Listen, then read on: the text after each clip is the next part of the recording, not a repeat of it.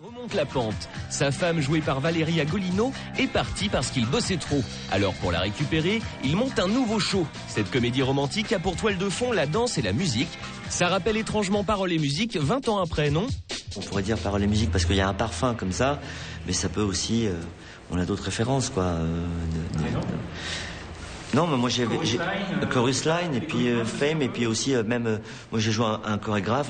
J'avoue franchement que j'ai pensé par rapport à mon personnage au personnage de Roy Schrader dans All That Jazz par exemple. Toutes les chorégraphies de live ont été créées par Sid. Pendant 3 mois, il a fait répéter 25 danseurs. C'est son premier rôle au ciné, mais ça ne l'a pas intimidé.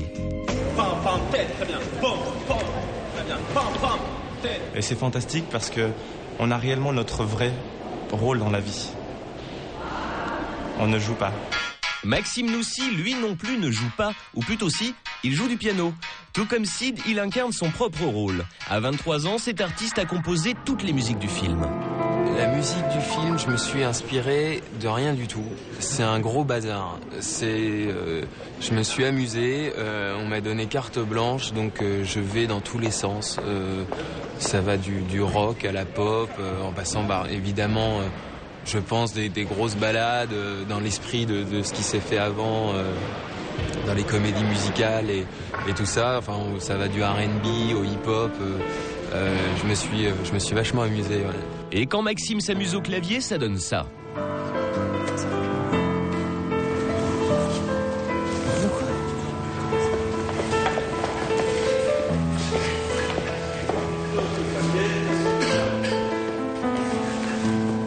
Action!